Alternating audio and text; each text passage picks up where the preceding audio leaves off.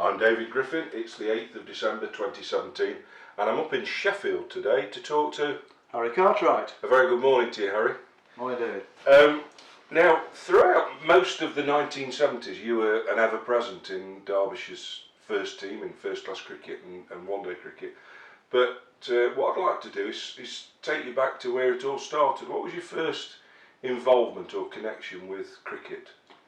Well, I played at school, and we always played as kids. We 6-3 stumps in anywhere we could when we were on holiday. But then I joined Killermarsh. We were called Killermarsh Juniors, although they were a senior team. Killermarsh Juniors cricket team. And my very first game of senior cricket was in 1966 when I was 15. And I remember it well because we played at a ground called Cookney, who are now a very good Notts Premier League side, but then they were just coming up through the leagues. This was the Basketball League, and it was the day that North Korea played Portugal in the World Cup. Really? And North Korea were winning 3-0 at half time. Was that at Middlesbrough? Good. Can't remember where it was north at, somewhere, but wasn't people it? kept shouting the score out. North Korea 1-0, 2-0. We couldn't believe it because Portugal were one of the favourites, and North Korea were probably the total outsiders. Anyway, Portugal won 5-3 in the end, but Cookney had this left-arm fast bowler called Doug Palmer, who, when I was picked for the game, it was my very first game of senior cricket. People were saying, "Oh, the Doug Palmer, oh, he's really fast. He's really fast. He's played for Notts seconds." So anyway, I went into bat, and Palmer was bowling, and it'd be about, I don't know, 29-30 at this time. Still, you know, pretty much in his prime, and I managed to survive about the first 5 balls from him, and then he bowled me with his 6th ball. So I was bowled Palmer for naught. That was my first game of senior cricket. 10 years later, when I was playing for Derbyshire, in those days, if you hadn't got a game on the Saturday, you could go and play for your club, or any club. So, we hadn't got a game, so I played for Killermarsh. Now, who should they be playing but Cookney, who'd come up through the leagues and were now in the same division as Killermarsh first team, which was the top division of the basketball. Doug Palmer was still playing. By this time he's about 40 years of age and considerably slower than he was 10 years earlier. So I thought, right, this is my chance to get my own back. So when I went in, he was bowling, and first over I just pushed them back, don't take any risks. Second over, the first ball I faced, it was a half volley, leg stump. I thought, right, this is going through mid-wicket. Went to drive it, I got a bottom edge, it went onto my boot, rolled onto the stump, so I was bowled Palmer for naught again. Right, many years later, going back about probably 5 years, Chesterfield, who I used to play for, were playing Cookney in this, the quarter-finals of the 2020 competition. The winners went through to the semis and it was televised. So I thought, I'll go and watch this game at Cookney. So I got there and I saw an old friend of mine who was coaching there and playing for their 3rd or 4th team. I told him that story, and he says, well, old Doug normally comes to watch. In fact, that's him. He's over there, look, sat by the scoreboard, him and his missus in those 2 chairs. That's Dougie. So I thought, right, I'm having him. So I wandered around the ground, stood right in front of him, and says, "They tell me you're Doug Palmer." By this time he's about 80 odd. And he looks at me and he says, "Might be, depends who's asking." I said, "I've a bone to pick with you, Doug. In fact, I've 2. And I went through the story. Didn't say who I was, but he stood up and said, "Harry, lovely to see you." Shakes my hand, he says, "Harry, do me a favour, stand here, and everybody who walks around the ground, can you tell them that story?" So that was Doug Palmer. So that was 1966. You're 15. I mean, clearly you moved on. So getting you got a duck? I got a duck first game. I only ever played 3 games in the second team, and then they put me in the first team. So this is a Sheffield team, obviously Killermarsh. Well, they were Derbyshire actually. Were they? Yeah, right. It still is Derbyshire. Yeah. So what league were they playing? This was the Basketball League. It was called Section 1A in those days, the top section. And the captain of the first team was no other than Cliff Gladwin. Really? Who was in his 50s then, but still opened the bowling, along with another 50-odd-year-old as well. So our opening bowlers must have been the oldest in it, but on the green pitches at Killermarsh, they were lethal. And obviously it must have been a good standard then if you've got people like that. What sort of opponents were you playing against? What sort of people? Well, I did play against Alan Ward for Whitwell. He played for Whitwell Welfare against us once. And I also remember he was bowling at a chap called George Johnson, who was a big, rotund chap who kept wicket and batted a bit. And Wardy was sort of probably about 18 or 19 then. He would be, yeah, a few years older than me, 4 years older than me. And he was tearing in and letting it fly. And George kept swinging the bat and getting top edges over the slips for 4, and this was happening all the time. And at one point Wardy goes down the pitch and says, "Why don't you open your eyes?" And George, quick as a flash, remarks, "What, when I'm playing this well with them shut?" Because he was sharp, wasn't he, Ward? Oh, yeah. He was proper quick bowler. Yeah, so yeah, that was, so I played for Kilmarsh for, I think, about 4 seasons under Cliff, and that was interesting. Cliff taught me a lot about cricket, and he taught me a lot of new words.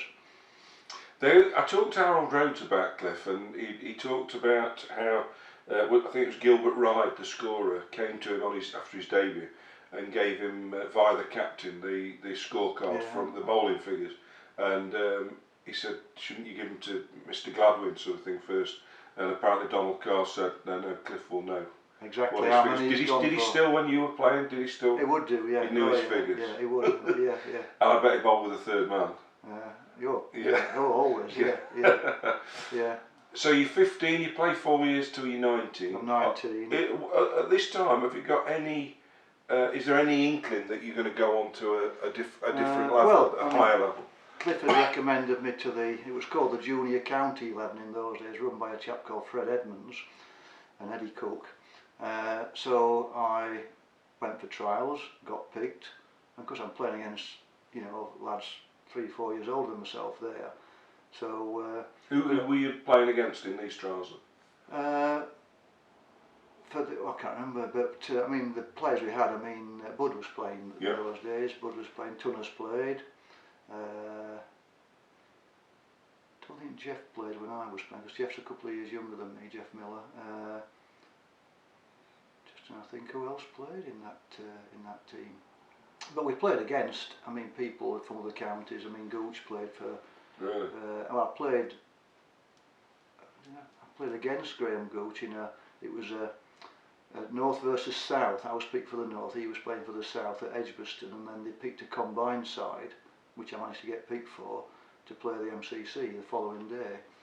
But yeah, I mean, so you'd seen some of the players that came through at the same time from the, they changed them to the Derbyshire Colts in my last season. So you finished your schooling education by this point.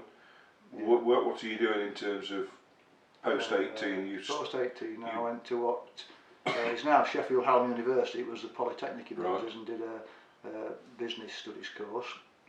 I played in the summer when I was available for the second team. Were you playing at university as well? They didn't really, I played a couple of times, but they didn't really play very much there. And then I played a few games for the club and ground side, Derbyshire Club and Ground, and the second 11. Who was looking after that set up then? Well, Dennis Smith was the coach in those days, who did the second 11. Because we also remember one comment he made when we were playing at Old Trafford against Lancashire, and somebody said, "What's the directions for Old Trafford, coach?" And Dennis puffed on his pipe and said, "Turn left at Stockport." And that was it. They were all of a kind, weren't they, these old Derbyshire people? You hear stories about T.S. Worthington and people like Dennis Smith. They're very taciturn, they didn't mince words really, they didn't waste words. I remember going to the indoor nest in the winter in the old indoor shed, and it was absolutely freezing. There was no heating on except for this coke-fired boiler in the corner, and Dennis always used to stand in front of this boiler to keep warm. He never came down to the neck, that was too cold. He'd shout things from in front of his position in front of the heating. Just as long as he was warm, that was all that mattered. Yeah. So you've got some second team cricket under your belt. Who again, is this people you've already mentioned, like Tony Borrington, Colin Tunnicliffe? Yeah, we're playing against people like Pete Hackey for Notts and lots of I think now, who was around that time. But I played for the second one. Didn't really score any runs. I played for probably a couple of seasons for the seconds, from being about, I don't know, 19 or so. Didn't really get many runs at all. And then suddenly I had a major breakthrough. We played Lancashire seconds at Old Trafford, and I got 100 in the first innings, not out, and 50 odd and out seconds. In fact, I was never off the field the whole game. And then I got picked for the John Player League on the Sunday against Essex. Because of course you played one-day cricket before you played first class, didn't you? I think 1971 I played for 2 years for the John Player and the Gillette side. So was there an expectation from your perspective that there would be a progression into county cricket, or were you kind of just playing cricket for the fun of it and enjoying it? I just did play for the fun of it then. I don't think I thought too much about it really at the time. So who gave you the news? Who delivered the news that you'd be playing in a proper game of cricket, a professional game of cricket? It would have been Major Carr. Really? Douglas Carr, who was the secretary at the time, yeah.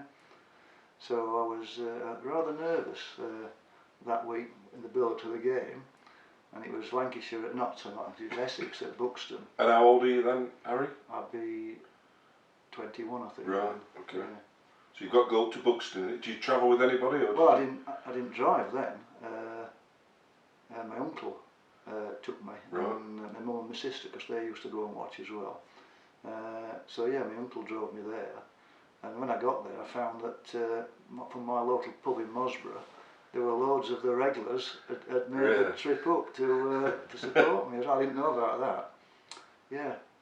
So you walk into a dressing room that's got, you told me, who's in the dressing room in I think Bob Taylor, presumably. Bob, of course. Fred Rumsey was playing then, Mike Page, I can't remember who else was in that. I think Endo would be playing, I suppose, and probably Alan Ward. Phil Russell, Fred, Phil Russell, Fred, yeah. Was Boris in by then? I don't know if Tat was playing in the Boris would have been playing, yeah. So did these people know you? You know, the older players, because you've been met around, them, obviously. Because you'd been to sort of some had played second team stuff and that, when they weren't playing the first team and everything. So yeah, you met them before, yeah. Oh, nervous? Oh, very, very, yeah. Can you remember who was in the opposition side? Was Boyce there at that time? Well, yeah, because Keith Boyce was playing. He was the West Indian quick, wasn't he? Yeah. But what amazed me about him, he could throw it in from the boundary, he'd throw it in almost underhand, it'd just whiz in, and you'd hardly get any height on it and go over the stumps. Incredible throwing arm. He once took 8 for 26, at Ilford in a John Player League match. In 8 overs, astonishing performance, really. But I didn't I suppose Fletch would have been playing. Fletcher would have been playing. Robin Hobbs and people. Brian Taylor was captain. Tonka, the famous Tonka Taylor. Yeah, it was John Lever, Stuart Turner, Robin Hobbs probably, Keith Fletcher. Some good players. Yeah. What was the crowd like? The crowd, it seemed massive, because it was at first my first team game, and the whole ground, it seemed to be, absolutely full of people, because obviously Buxton's not a sort of major ground, but they seemed to be everywhere. And it was Stuart Turner was bowling. I went in number 7, and Stuart Turner was bowling, and I managed to hit the second ball for 6.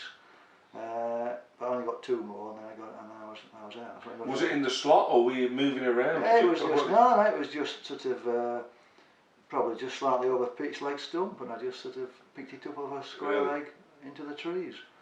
And where did you feel, Harry? Because I know in once you got into the side on a regular basis, my recollection is that you were one of the earliest kind of dashers in the covers and what have you. You were a very dynamic fielder. Did that evolve, or were you already where would you have been fielding? I'd probably always fielded in the covers or somewhere. I know on a Sunday some of the leg side positions are just as important. But yeah, I was usually in the covers. Yeah.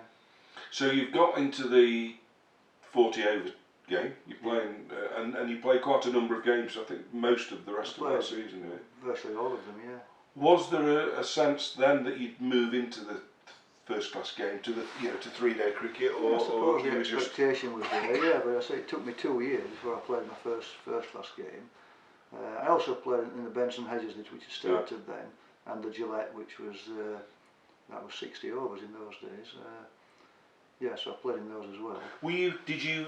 Did you feel that you'd got the measure of one-day cricket, because you were kind of almost before its time a one-day specialist, weren't Well, you? yeah, in many ways. I suppose defence wasn't my strong point, which you know, but I suppose I was regarded as somebody who could go in and get on with it from the first ball, really. So I probably played lots of cameos, but very few sort of, you know, huge innings, really. Yeah. You mentioned a player when you talked about your debut then, Mike Harry Page, who it's interesting because you look at his record and it's not kind of up there with the greats, but everyone you talk to says what a fine player he was. What do you I didn't recall really of play Harry? that much with him, so I don't know, but I mean, they all said that he was a fantastic player, but, you know, particularly a spin bowling, and a brilliant short leg fielder as well. Yeah. But he was quite a character, was Page, as you probably know, and I didn't really know how to take him at the time. And you know, now I know that what he was saying was all in fun, and that was his sense of humour. But you know, I was never sure where I was with Page when I first started, because I was absolutely young and pretty nervous on that. So anyway. Yeah. And you were playing a team, of course, with one of the, well, those of us from Derbyshire think he's the greatest of all, but it's a subjective view, I guess. But Bob Taylor was behind the stumps for that all time. the time, yeah. Because of course he wasn't playing international cricket till later in the decade. Yeah. What was it like as a player to be out there with Bob? He must be the best keeper ever, I think. You knew when you were fielding. I've played with many keepers who you knew that if you didn't throw it in right over the stumps, it'd be bouncing and looking a terrible throw. But with Bob, he could, as soon as you let go of it, he could assess where it was going to go, and if it was going to be short, he'd skip out and catch it waist high. If it was going to be over his head, he'd take a few steps back and just catch it there. You didn't worry about it. You knew that he'd make it look a good throw. And yeah, some of the catches he took, you know, absolutely incredible. You know, one-handed diving catches, and you know, very rarely do you see him mishandle a ball. In fact, when he did, he was so annoyed with himself. He'd be kicking the ground. If he dropped a straightforward ball, not a catch, because he didn't like it. He was a perfectionist. Yeah. Well, we've come to the end of this first interview. When we rejoin you in a few moments, we're going to be talking about your first class debut and what became quite a fun and eventful second half of the 1970s. But for now, thank you. Okay, Dave. Okay.